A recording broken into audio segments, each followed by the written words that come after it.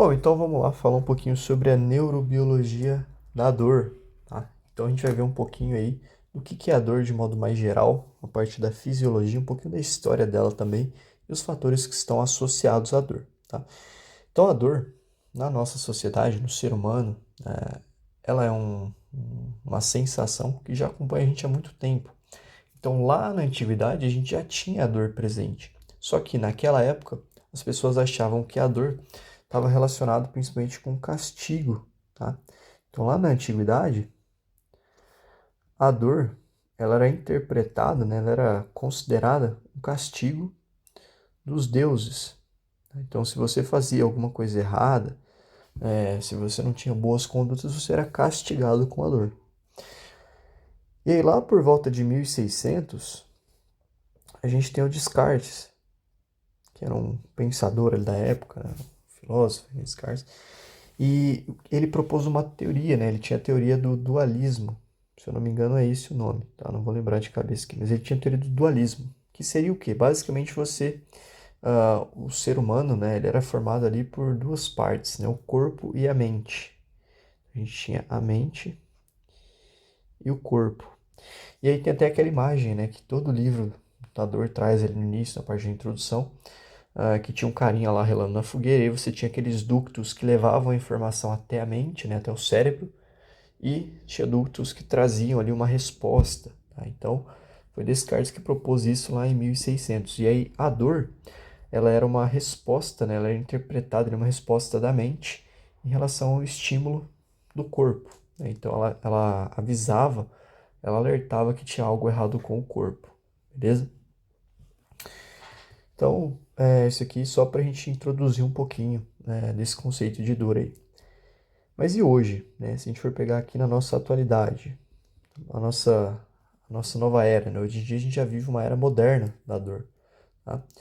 E hoje, o que é a dor? E aí eu vou colocar aqui, né, uma definição da IASP de 2020, que diz que a dor é uma experiência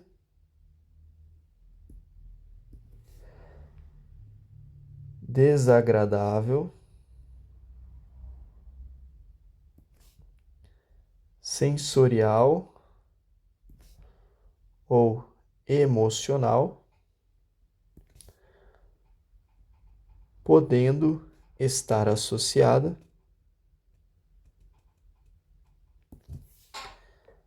à lesão tecidual ou não. Podendo estar associada ou não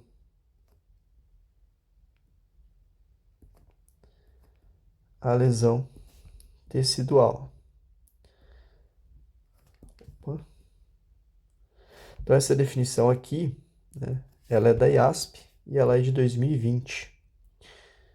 Então, a primeira definição de dor que a gente teve foi lá em 1940 e pouco, tá? E essa definição, ou 1960 e pouco, não vou lembrar a data.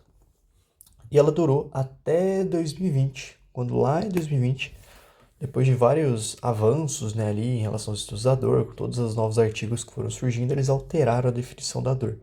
E aí a ASP, né, que é a International Association of Study in Pain, alguma coisa assim, né, a Associação Internacional de Estudo da Dor, ela alterou a definição de dor e essa foi a definição que eles colocaram lá em 2020. Agora eu acredito que já deve ter alterado novamente, tá? Mas essa foi a que eu coloquei porque eu achava mais fácil a gente entender. Então a dor, aqui diz, né, segundo a IASP, que é uma experiência desagradável, ou seja, uma experiência ruim, tá? Sensorial ou emocional, podendo estar associada ou não à lesão textual. Então a dor, ela não vai acontecer apenas quando a gente tem lesão textual, ela pode ocorrer mesmo sem as lesões. E esse fato de a dor ser uma experiência, né, quando a gente fala que a dor é uma experiência, isso torna a dor subjetiva. Por quê? Uma experiência é algo que você experimenta, né? Então é algo muito individual, né? E também subjetivo, como eu já falei. Então imagina assim, né? Uma experiência desagradável. Imagina que você vai no restaurante, você tem um ótimo atendimento, né? Você pede um prato que você gosta muito e tal, né? E você sai daquele restaurante indicando ele para todo mundo. E aí você indica para o amigo e esse seu amigo vai lá. Só que no dia que ele vai, ele é mal atendido, ele tem que ficar muito tempo na fila esperando, a comida dele demora para chegar, né? Enfim. E aí a experiência que ele tem não é boa, tá? Então, a experiência vai variar muito de pessoa para pessoa. E aí a questão da lesão, né? A gente tem que nem sempre a dor vai estar associada à lesão. Quando a gente tem lesão, imagina você quebrou um braço lá, torceu, teve um entorse, né? Você tem uma lesão ali, tá? Que gera dor por mecanismos ali que a gente vai ver, mecanismos inflamatórios, por exemplo. Só que a gente também tem dores que iniciam de repente ali de origem não traumática. Então, nesses casos, pode ser uma dor que não tenha surgido por conta de uma lesão, mas sim por outros fatores, que a gente também vai ver um pouquinho, tá? Mas basicamente é isso. Agora, como é que a gente percebe a dor, né? Como é que o nosso corpo ele percebe a dor? A gente tem alguns receptores, né? Que são receptores táteis, receptores térmicos, e a gente tem receptores da dor, que são chamados de nociceptores. E esses nociceptores, a gente vai ter diferentes tipos de nociceptores. Mais especificamente, a gente vai ter dois. Então, a gente tem as fibras, que a gente chama de fibras alfa-gama, tá? Que são essas fibrinhas aqui que eu estou desenhando.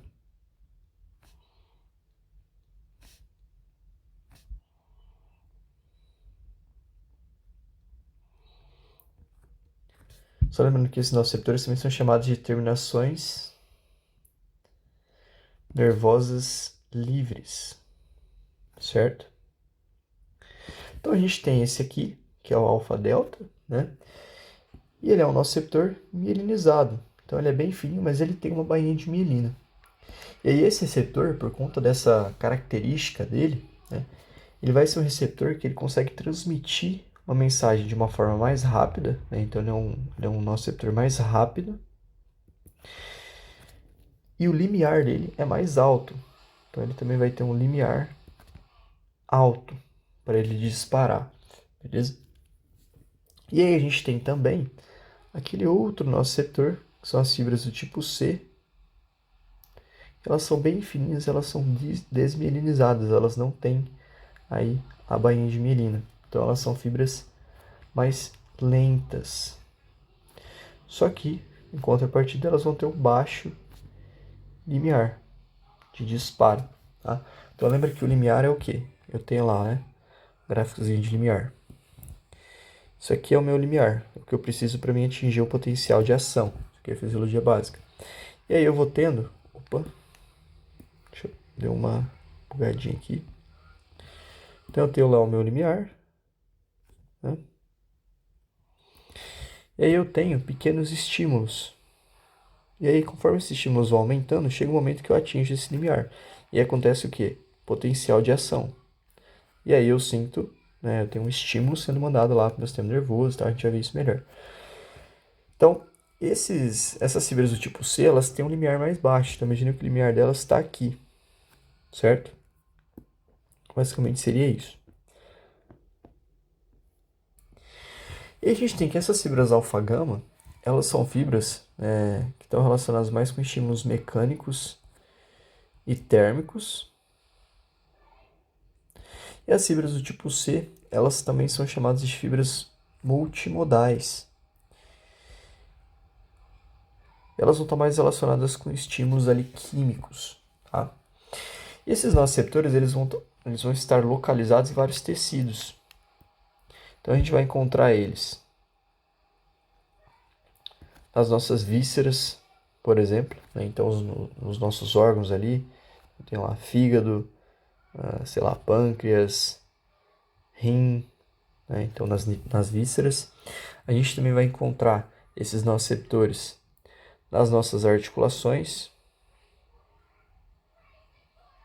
principalmente ali nas cápsulas articulares. Então a gente tem ali os corpúsculos de Ruffini, Pacini, e a gente tem eles também lá no nosso músculo esquelético.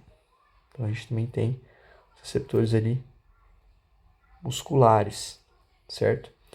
E eles vão ser ativados com base em diferentes estímulos. Então os viscerais, eles podem ser ativados quando a gente tem uma distensão da víscera, uma dilatação dessa víscera, por exemplo. os articulares e os musculares, através de estímulos químicos, né? Os musculares, estímulos como, por exemplo, o aumento da acidose durante o exercício, né? O processo de inflamação. Então, esses são os principais mecanismos de ativação desses nociceptores, tá? E aí, o que acontece quando eles são ativados? Basicamente, a gente tem algumas etapas, né? Antes de a gente falar das vezes, a gente tem algumas etapas de processamento da dor.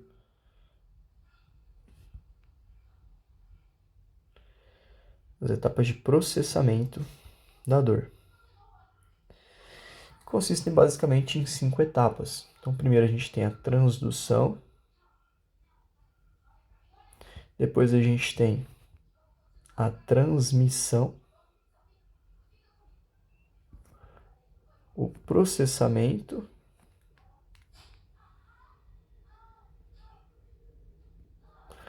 a modulação e a percepção. E aí cada uma dessas etapas vai acontecer em locais diferentes. Então imagine que aqui eu tenho, né, vamos fazer um esqueminha aqui, eu vou fazer minha medula, fazer ela um pouquinho maior. Aqui eu tenho a minha medula. É aqui na minha medula, aqui eu tenho meu gânglio da raiz dorsal lá.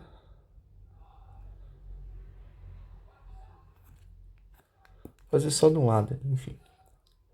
Aqui eu tenho meu corpo neuronal ali. E meu terminal nervoso livre. Então isso aqui é meu nociceptor. Beleza? E aí aqui eu tenho um estímulo nocivo que eu vou desenhar. Então imagine que aqui eu tenho um foguinho. Tem que usar a imaginação, tá, galera? Isso aqui finge que é um fogo. Aqui eu tenho fogo. Então eu coloquei a mão lá no fogo. E o fato de eu colocar a mão no fogo, né, faz com que eu tenha ativação desses nociceptores, né? Então, se está muito quente, aquilo começa a queimar minha mão. E aí eu tenho ativação desses nociceptores.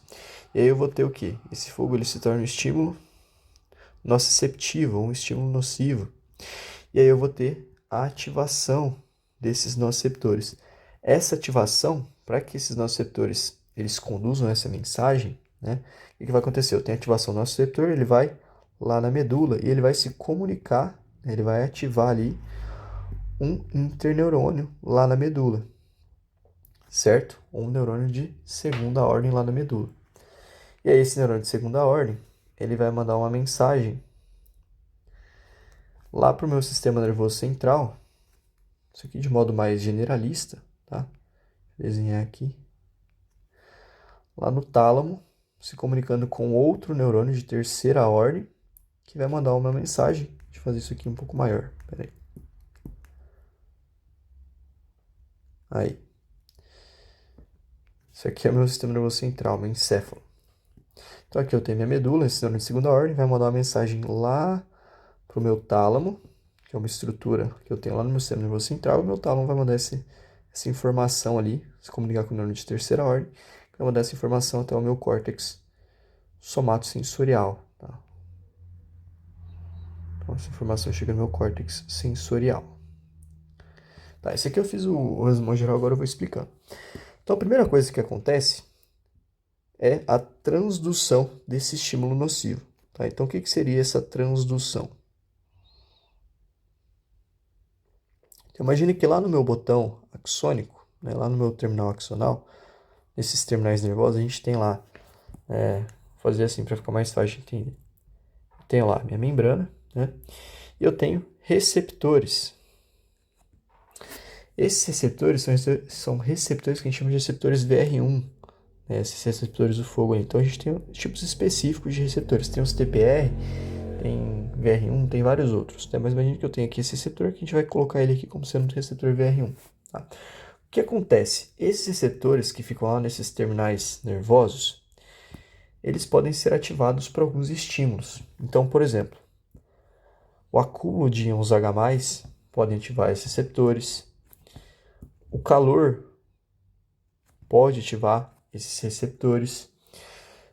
O próprio aumento de íons, né, cálcio, sódio, pode ativar esses receptores também. E aí o que acontece? Esses receptores, quando eles são ativados, né, basicamente eles vão permitir a entrada de íons ali, né, como por exemplo o íon sódio dentro desse neurônio, e a gente vai ter um potencial de despolarização. E aí, o que vai acontecer? A gente vai ter um impulso elétrico sendo conduzido até a minha medula, corno posterior da medula, e aí a gente vai ter a ativação de um neurônio de segunda ordem. Então esse nosso receptor aqui, né, é um neurônio de primeira ordem. E aí ele vai ativar um neurônio de segunda ordem. Esse neurônio de segunda ordem, ele vai atravessar a medula. Então aqui a gente tem uma linha média, né?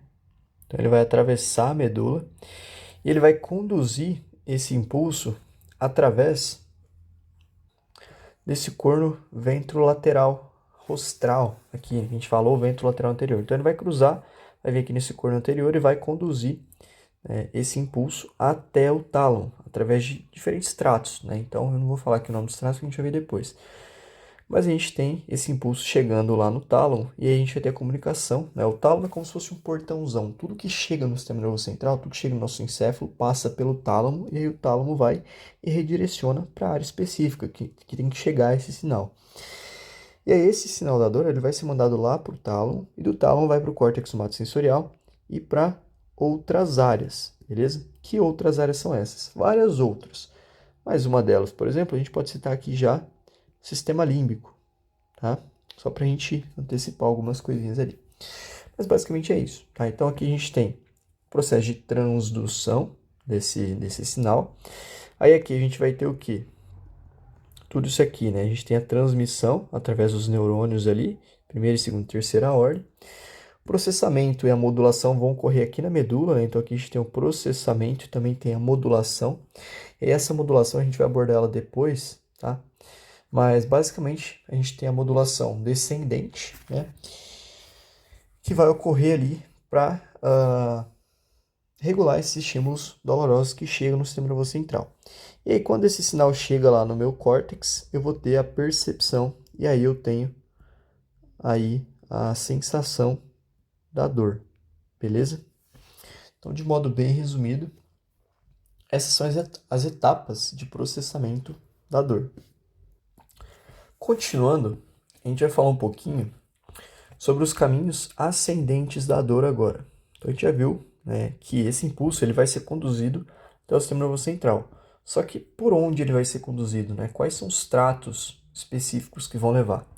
E aí a gente tem os caminhos ascendentes da dor, certo? Então vamos lá, fazer outro desenhozinho aqui, outra medula. Então aqui eu tenho a minha medula. E aí a gente já viu que o sinal da dor chegou lá, né? Vou desenhar tudo de novo, mas aqui eu tenho lá estímulo, esses neurônios aqui. E aí a gente vai ter diferentes tratos saindo dessa região. Então eu tenho esse estímulo, por exemplo, estimular esses neurônios aqui de segunda ordem. E eu posso ter neurônios de segunda ordem que vão levar esse impulso que chegou da dor até o meu tálamo, através de um trato que a gente chama de trato espinotalâmico. Então a gente tem esse trato aqui que é o trato espinotalâmico. Esse trato espinotalâmico, ele vai fazer com que essas informações que chegaram ali na medula sejam conduzidas até as áreas, principalmente ali, do córtex somatosensorial, somatosensorial primário e secundário, tá? Então vou colocar esse 1 e esse 2, e também até os córtices singular, cingulado e insular.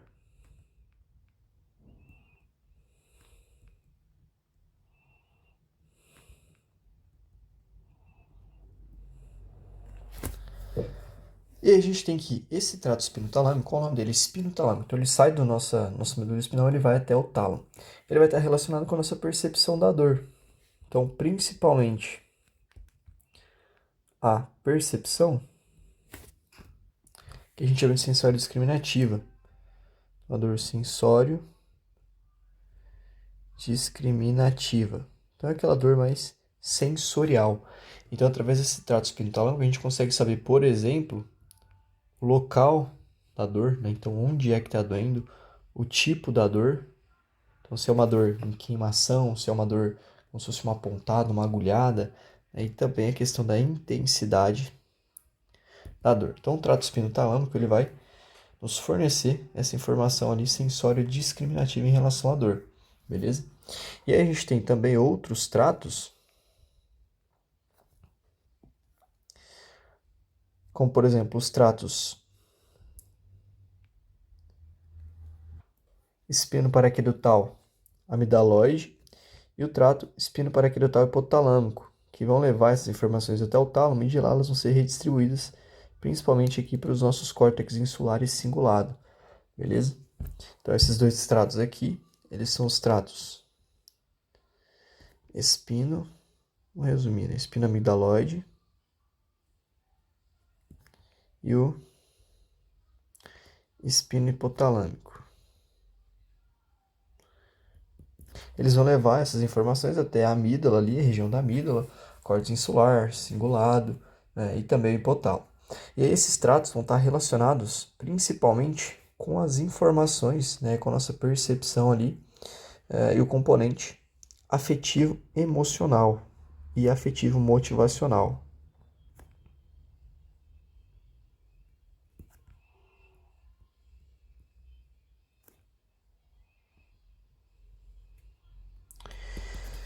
E aí a gente começa a ter a parte, né, ali da percepção da dor e a gente começa a ter a integração dela com outras áreas, tá? E aí isso dá para esses caminhos ascendentes mostram para a gente que a dor ela não vai ser só um sentimento, não vai ser só uma sensação física, né, mas ela também está relacionada com fatores afetivos, né, emocionais e motivacionais, beleza? E a gente tem também a dor visceral, tá? Então, a dor visceral, ao contrário dessas outras, né, esses tratos aqui, o espino talâmico e os tratos espinoamidaloide e hipotalâmico, eles vão conduzir esses estímulos dolorosos ali até o tálamo e de lá para os córtex e tal, através do trato que a gente viu aqui dessa região do corno ventro anterior medial da medula. E aí a gente tem os neurônios, a gente tem aqui neurônios que vão levar os sinais viscerais. Vou colocar aqui. A gente tem os neurônios que vão levar os sinais nociceptivos viscerais até regiões do nosso tronco encefálico, beleza? Só que o que acontece, né, com esses neurônios viscerais? Muitas vezes a gente tem aquela dor que a gente chama de dor referida, né? Então o que seria essa dor referida? Aqui a gente tem o neurônio, né, de primeira ordem se comunicando aqui, né? Imagina que eu tenho um neurônio de primeira ordem lá do meu músculo.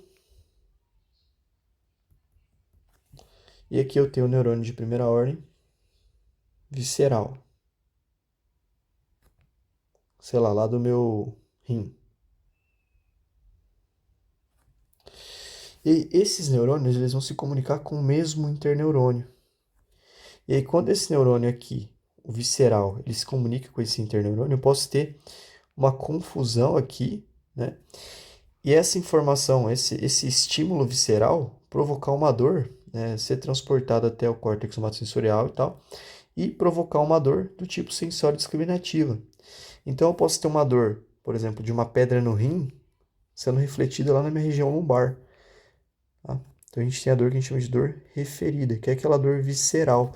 E aí a gente tem algumas red flags, que a gente chama, né? Então, geralmente, pacientes que têm câncer, eles podem apresentar algumas red flags. Então, às vezes chega um paciente lá com uma dor lombar, você faz vários testes, faz anamnese, não consegue descobrir uma possível causa para essa dor. E você tem que lembrar que, às vezes, algumas dores viscerais, elas podem refletir em outras regiões, né? Região do peito ali, por exemplo, região lombar, coxas, enfim, várias áreas, beleza? Mas basicamente seria isso. Então esses são os caminhos ascendentes da dor. O que a gente precisa saber? Tá? Que basicamente esses estímulos dolorosos vão ser transmitidos através de tratos. Alguns desses tratos vão estar relacionados com a nossa percepção física, né? Tato discriminativa ali, e outros mais com a percepção ali e integração com as emoções e os aspectos afetivos, beleza? E aí, seguindo, a gente vai falar um pouquinho agora sobre a sensibilização. Então, um termo novo aí.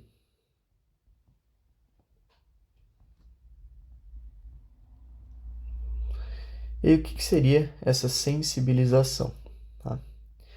Quando a gente fala em sensibilização, a sensibilização nada mais é do que o aumento ou a amplificação, né? Eu vou colocar amplificação, que fica melhor. A amplificação da resposta de uma via sensorial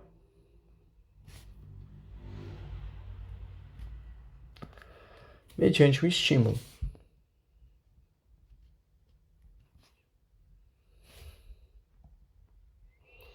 E essa sensibilização pode acontecer em todas as nossas vias sensoriais, tanto na visão, quanto na audição, quanto no tato, na nocicepção. Tá? E basicamente ela vai ser uma amplificação dessas respostas aí sensoriais.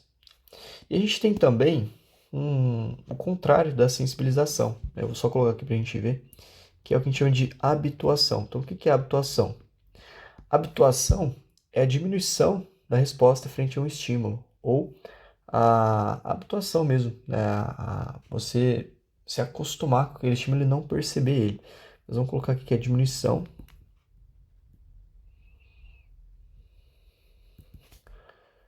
da resposta a um estímulo. Então, por exemplo, o que seria essa habituação? Vou dar um exemplo. Imagina que você colocou sua camiseta lá. Na hora que você coloca ela, você sente. Aí passa alguns segundos, você já nem lembra mais que está com ela, já nem sente mais. Por quê? Porque isso é uma habituação, a sua atenção não está voltada para aquilo. Você tem uma diminuição da resposta daquele estímulo, beleza? E a sensibilização é uma amplificação da resposta, ou seja, um aumento dessa resposta. Tá? Então imagine assim, vou fazer um gráficozinho aqui, vamos falar sobre a sensibilização no caso da dor, né, da nocicepção ali. Então eu tenho aqui um gráfico, né? Então nesse gráfico eu vou colocar aqui, de um lado tenho a minha intensidade da dor, eu vou colocar alguns valores só para a gente usar ali, para ter uma referência. E aqui eu tenho a intensidade do estímulo. A gente nem precisa de valores, não. Vamos tirar isso aqui. Tá. Então imagine assim. Isso aqui é uma resposta normal, né, a um estímulo de dor, aí, um estímulo doloroso. Certo? Então imagine que, por exemplo, eu bati ali, a mão em algum lugar, né? Ou relei alguma coisa quente na minha mão. Essa é uma resposta normal à dor. Então, uma resposta normal. Certo? Isso aqui, uma resposta aumentada à dor. Isso aqui é o que a gente chama de... Essa resposta aumentada é o que a gente chama de hiperalgesia.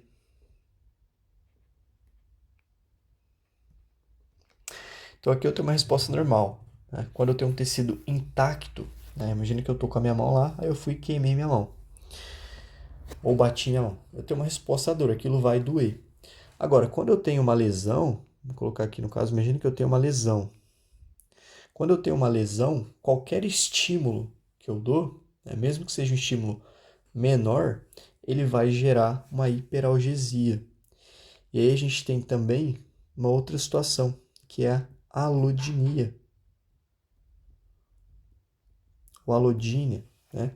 Que é um estímulo inócuo passando a gerar dor. Então, antes de eu ter uma lesão, aquele estímulo que não gerava dor, ele passa a gerar dor.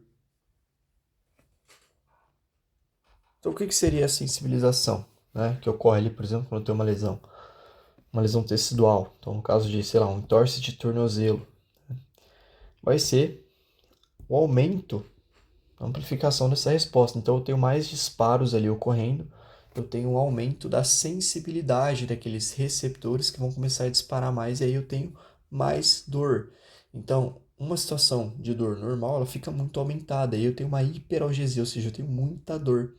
E aí aqueles estímulos que antes não causavam dor nenhuma, né, causam dor agora. Então antes de eu machucar a minha mão, eu encostava nela, né, eu conseguia tocar nela, apertar ela, não sentia nada. Agora que eu machuquei ela, que eu tive essa lesão, se eu relar na minha mão já dói, eu já sinto dor. Por quê? Por conta de uma alodinina. Então um estímulo nocivo ele passa a causar dor.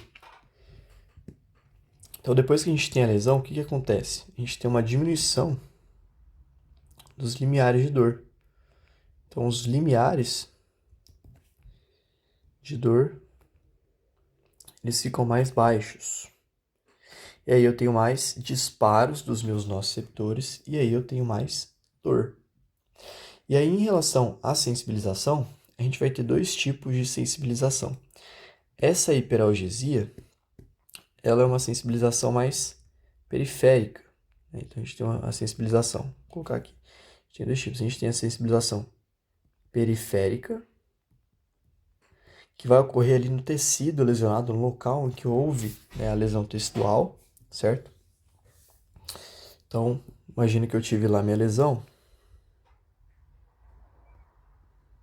né, eu queimei minha mão, e aí eu tenho lá um machucado. Se eu der um zoom lá naquele machucado, eu vou ter o quê? Um aumento da resposta inflamatória. Então eu vou ter a chegada de células inflamatórias, tem lá, sobraram, tem a chegada de células inflamatórias, então os mastócitos, macrófagos, e aí eu vou ter o quê? O aumento da liberação de mediadores. Então eu vou começar a liberar vários mediadores. Então eu tenho a liberação de citocinas, interleucinas, prostaglandinas,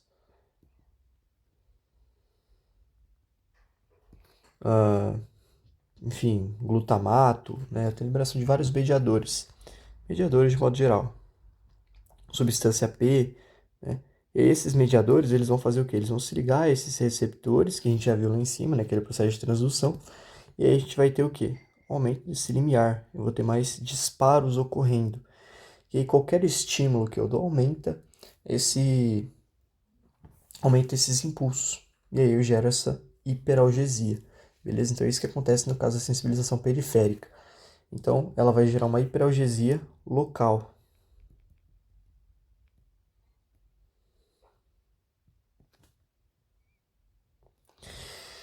Já a sensibilização central, que eu vou desenhar aqui embaixo, então a gente pode ter a periférica e a gente pode ter a central. Ela vai ocorrer a nível medular ou pode ocorrer a nível até de centros mais superiores. Mas vamos usar aqui como exemplo a sensibilização que ocorre a nível medular. Então lá na medula, imagina que eu dei um zoom lá na minha medula. Não vou desenhar a medula. Imagina que eu tenho lá meu neurônio de primeira ordem, né? Que é esse neurônio aqui. Ele vai se comunicar com outro neurônio, neurônio de segunda ordem, que vai levar a informação lá para o meu sistema nervoso central, certo? Então isso aqui vai ocorrer aonde? Lá na medula. Então aqui eu tenho uma sinapse ocorrendo. E aqui nesse terminal, nesse botão terminal desse neurônio de primeira ordem, a gente vai ter várias vesículas com um monte de neurotransmissor. Então eu tenho aqui, por exemplo, a substância P. E eu posso ter também o glutamato, por exemplo, que é o neurotransmissor excitatório, assim como a substância P. E aí esses neurotransmissores, eles vão ser liberados, né? A gente tem aquele processo de exocitose e tal, normal. A liberação desses neurotransmissores e eles vão se ligar a receptores que estão lá na membrana desse neurônio de segunda ordem. Quais receptores? A gente tem vários, né? No caso do glutamato, a gente vai ter receptores receptores de AMPA, receptores NMDA e aqueles receptores kainato. E aí, quando o glutamato se liga a esses receptores aqui, a gente vai ter o quê? São receptores ionotrópicos, então a gente vai ter entrada de sódio em grande quantidade nesse neurônio de segunda ordem. A gente vai ter o quê? Potenciais de ação sendo propagados e impulsos chegando lá no meu sistema nervoso central. E a mesma coisa com a substância P, né? A substância P, ela vai se ligar a receptores do tipo NK1. E aí, quando ela se liga a esses receptores NK1, a gente vai ter esse mesmo mecanismo de transdução ocorrendo, né? E aí a gente vai ter potenciais de ação, beleza? E a gente também tem outras neurotrofinas ali sendo liberadas, né? Enfim, a gente tem outras substâncias sendo liberadas para que a gente tenha dor, tá? Só uma questão. O glutamato, ele está mais relacionado com aquela dor rápida, né? Enquanto a substância P com uma dor mais lenta. Mas basicamente nesse mecanismo de sensibilização central, a gente vai ter aí o aumento, novamente, como a gente falou lá, a amplificação da resposta frente a esse estímulo. Então, o limiar desse neurônio de segunda ordem fica abaixo. Então, a gente tem uma diminuição desse limiar também. E aí a gente tem esse neurônio disparando mais vezes, levando esse impulso até o sistema nervoso central. E outra coisa característica dessa sensibilização central é que geralmente a gente vai ter ali uma dor mais difusa. Então, os neurônios que estão relacionados com os dermátomos de uma determinada região, né? Então vamos supor que esses neurônios aqui é o nível de medula ali mais baixo, né? Está relacionado com os movimentos da perna, né? Então, se torcer o tornozelo ali, você vai ter uma dor mais difusa ali na região de inervação desses neurônios, dessas fibras, beleza? Então, no caso de uma sensibilização central, a gente tem uma hiperalgesia mais difusa. Então, no caso de um torce de tornozelo, imagina que você tem um torce ali por inversão, por exemplo, você tem a altura de alguns ligamentos ali, compartimento lateral ali do seu pé. Aí você rela ali naquela região, você sente muita dor. Só que aí você começa a sentir outras dores também. Então você rela na sola do pé, você começa a doer. Né? Na ponta do dedão, do hálux, começa a doer. Né? Na canela já dói também. Isso são sinais aí de uma sensibilização central. Então a gente pode ter a sensibilização periférica e a sensibilização central também. Então geralmente ela vai ser causada por estímulos periféricos muito intensos. Então, quando tem um estímulo periférico muito forte, ele pode causar essa sensibilização central que vai gerar dores ali mais difusas, dores em outras regiões. E aí a gente tem também a questão da modulação da dor. Então a gente já falou sobre as vias da dor, os mecanismos de transdução, a sensibilização e agora a modulação da dor. Ou a modulação descendente, né? Aí, da dor, beleza? Então, novamente, a gente tem lá a nossa medulinha. E eu tenho meu sistema nervoso central. E aí, lá no sistema nervoso central, também tem ali meu tronco encefálico, aqui embaixo. E aí, continua e tal, tem a medula, beleza? Então, eu vou ter, por exemplo, lá no meu córtex, né, eu vou ter os meus centros superiores ali, principalmente na região de tronco encefálico e tal, aqui, principalmente na região de mesencéfalo, a gente vai ter ali os núcleos da RAF, né? Então, aqui nessa região de tronco encefálico, a gente tem os núcleos da RAF, que estão relacionados com essa modulação da dor.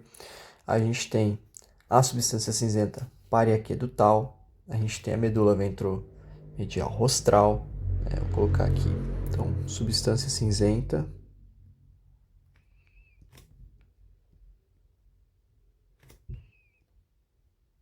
paraquedutal, né, que a gente abrevia ali como SCP, e a gente também tem a medula ventromedial rostral,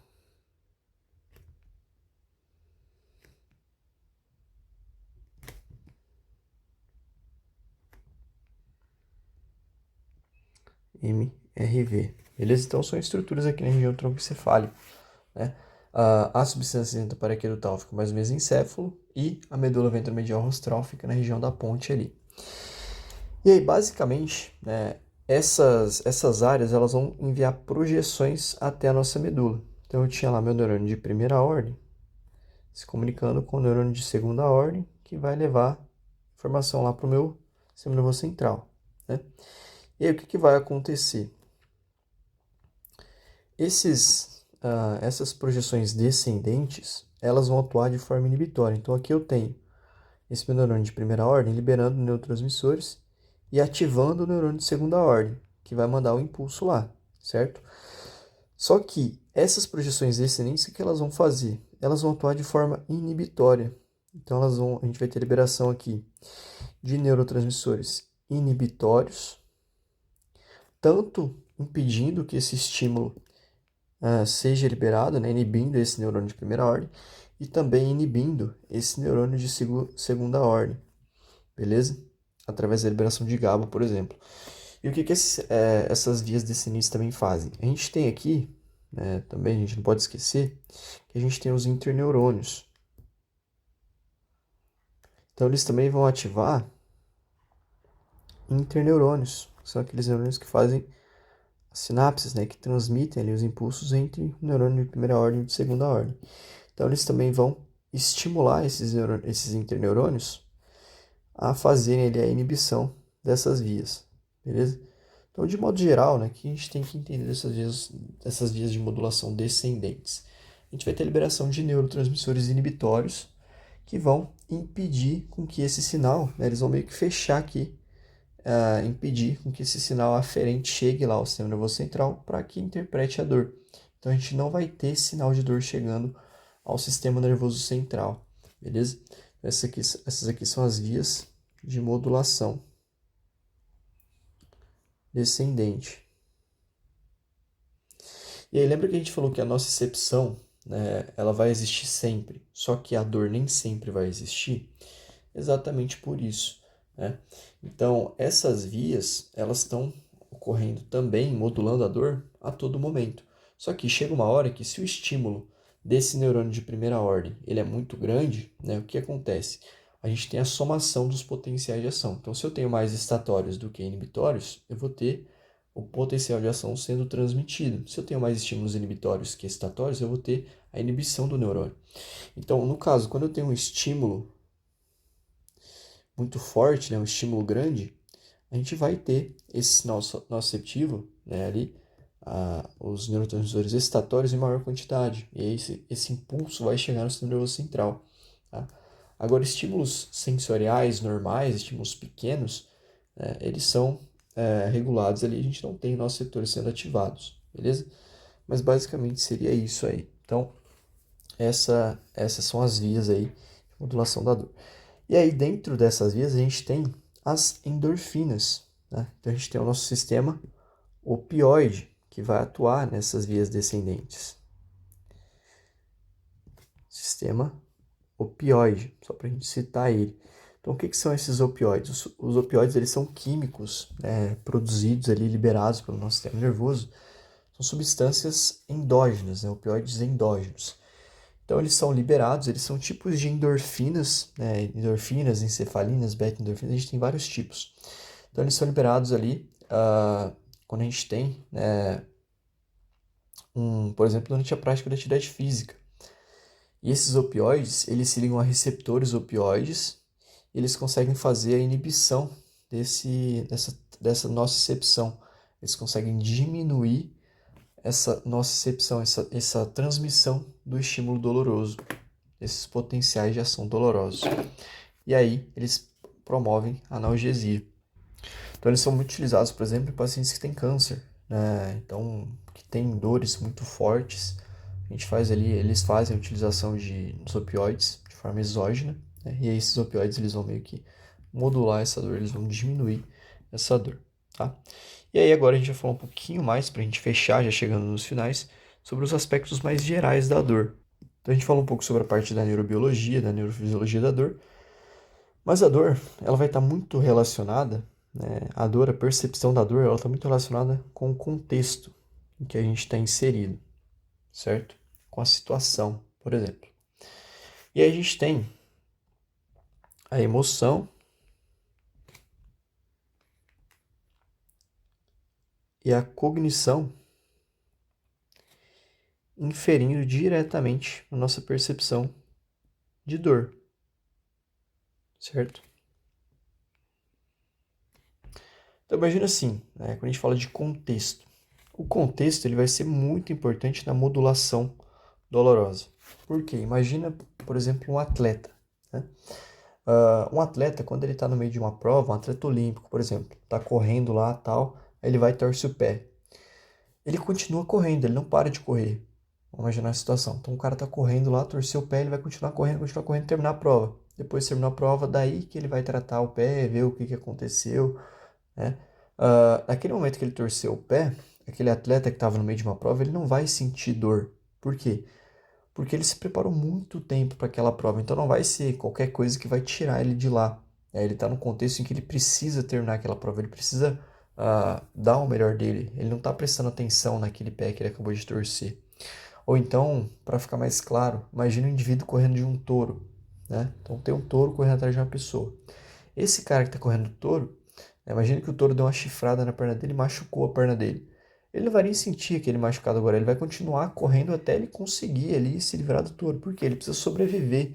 Então, se ele for dar atenção para aquele machucado ali, ele vai parar de correr. Se ele começar a sentir dor, o touro vai provavelmente pisar nele todo ali e matar ele. Então, o contexto está justamente relacionado com isso, né? Então, a dor, ela precisa de atenção, precisa ser percebida. A gente precisa prestar atenção nela para ela ser percebida.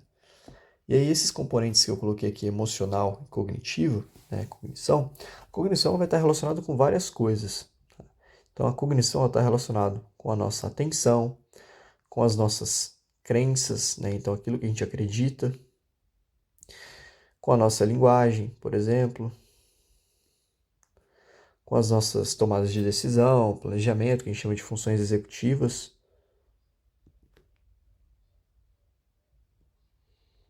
E também memória e aprendizagem, entre outros fatores ali, isso aqui é só para dar uma resumida. E as emoções, elas vão ter componentes variados, tá? Então as emoções elas são formadas, estão relacionadas tanto com componentes fisiológicos, como comportamentais e também cognitivos. Então a gente tem uma relação direta aqui também entre a cognição e a emoção, certo? E aí vamos imaginar, por exemplo, né, como que a emoção pode interferir na dor. Né? Imagine que você tem ali, por exemplo, medo, ou ansiedade. O medo e a ansiedade, o medo, por exemplo, que ocorre ali em uma determinada ocasião, vai fazer com que essa dor ela aumente, vai fazer com que você preste atenção naquela determinada dor, naquela determinada situação que possa causar dor. A ansiedade é um problema que faz com que a gente tenha o quê? Uma antecipação da ameaça. Então essa questão da percepção de dor está muito relacionado com a questão da ameaça também. Acabei não citando, mas vamos falar aqui. Percepção. Vou colocar aqui detecção de ameaça. Então a dor está relacionada com contexto. Que contexto? Contexto ameaçador. Lembra que quando eu tenho algo que pode me causar mal, eu tenho alguma coisa que pode me machucar, né? Eu tenho esse mecanismo de dor, eu tenho esse mecanismo que é para proteção, para sobrevivência. Então a dor está relacionada com isso, a detecção de ameaça. E aí como é que eu detecto uma ameaça? Através dos meus sentidos. Então da minha visão, da minha audição, do meu olfato, paladar até, memória, né? Então experiências que eu já tive também estão relacionadas com essa percepção de ameaça. Né? Então tudo isso aqui vai determinar se eu tenho uma situação de ameaça ou não. E aí, em uma situação de ameaça, quando eu detecto uma ameaça, eu tenho esse lado emocional aqui sendo ativado. Então eu posso ficar com medo, né, de uma determinada situação, eu posso ficar ansioso, e aí eu vou ter o quê? Uma antecipação dessa ameaça, eu fico imaginando que tudo vai dar errado. E eu tenho também o componente cognitivo, então atenção, crença, linguagem, né, como a gente já falou, as funções executivas ali. E as crenças, principalmente, né, aquilo que você acredita, vão ser uma modulação muito importante na questão da dor. Tá? Então, tudo isso vai estar relacionado com essa experiência dolorosa. Então a dor, ela é percebida de acordo com o contexto. Outro exemplo que eu gosto de usar, então a gente falou lá do cara que está correndo um touro. Imagina que esse mesmo cara, né, foi lá, beleza, conseguiu escapar do touro, sobreviveu. E aí ele tá andando, né, ali, acordou, foi para casa, dormiu, acordou no meio da noite, com sede, foi tomar água. E aí nesse caminho até a torneira lá, até a pia para pegar esse copo de água, ele pisou numa pecinha de Lego. E aí quando ele pisa nessa pecinha de Lego, ele sente uma dor insuportável, maior do que a dor de quando ele se machucou. Por exemplo, quando ele se machucou lá do touro, ele não sentiu nada. E agora ele pisou numa pecinha de Lego, ele sente uma dor insuportável. Por quê? Porque toda a atenção dele, né, toda a percepção dele, todo o foco dele é voltado para aquela dor, tá? Então, esses dois exemplos, né, bem extremos, eles são para tentar explicar isso, né, de uma forma mais simples. Então, a dor ela vai depender muito do contexto que eu estou inserido, né? Então, se eu estou num contexto onde eu preciso lutar ou fugir, eu não vou sentir dor. Isso é uma característica adaptativa, evolucionária. É isso que fez com que a gente sobrevivesse. Se eu preciso lutar ou fugir, eu não vou sentir dor. Agora, se eu tô à toa, eu me machuco, né? Se eu não tenho nenhum, se eu assim, não, se eu tô numa situação que não me causa nenhum perigo, né? Se eu tô numa situação confortável, a dor ela vai ser muito maior, porque todos os meus sentidos, toda a minha percepção vai estar voltada naquele estímulo doloroso, beleza? E aí a gente tem a questão dos tipos de dor também, né? A gente pode classificar a dor de várias formas. A gente pensa na classificação da dor. Então a classificação da dor, a gente tem em relação ao tempo, né? Então em relação ao tempo, a gente pode ter uma dor que ela é aguda ou uma dor crônica. E a gente tem que a dor crônica é aquela dor persistente aí que perdura por até, né, por mais de 3 meses ali. Uma dor aguda, ela vai variar até 2 dias, talvez um pouco mais, tá? A gente pode colocar aqui alguns dias. A gente também tem a origem da dor. Então a gente pode ter uma dor de origem traumática, relacionada ali a uma lesão tecidual, um acidente, alguma coisa. Eu posso ter uma dor de origem não traumática, certo? E eu também tenho o tipo ou mecanismo de dor. Então eu tenho os tipos de dor ou os mecanismos, que a gente viu um pouquinho deles hoje, né? Mas que a gente não tenha se aprofundado, a gente viu um pouquinho. Então eu tenho aquela dor nociceptiva, que vai estar relacionada, né, geralmente com uma lesão real ou potencial. E aí eu tenho a ativação daqueles nociceptores. Então essa dor nociceptiva é aquela dor que a gente viu. Então quando eu queimo a minha mão, quando eu tenho um entorse de tornozelo, por exemplo, então é uma dor que está relacionada com uma lesão real, uma potencial lesão. Eu tenho a ativação daqueles nociceptores, certo? Eu tenho a dor, a gente chama de dor neuropática, de origem neuropática, que é uma dor no sistema nervoso central, né? Pode estar relacionado com doenças ou lesões ali do sistema somatosensorial. Então, lesões nervosas, por exemplo, né? Doenças neurodegenerativas, então Alzheimer, Parkinson, dentre outras. E a gente tem uma outra classificação de dor, que é a dor nociplástica. E o que seria a dor nociplástica? A dor nociplástica é quando a gente tem uma alteração na nossa nocicepção ou no processamento da dor, mesmo sem ocorrer uma lesão tecidual, uma potencial lesão. Tá? Então a dor nociplástica nada mais é do que uma alteração na nossa nocicepção, então na maneira com que a gente interpreta a dor, tá? A nocicepção é o processamento dessa dor, sem ocorrer uma lesão ou potencial lesão.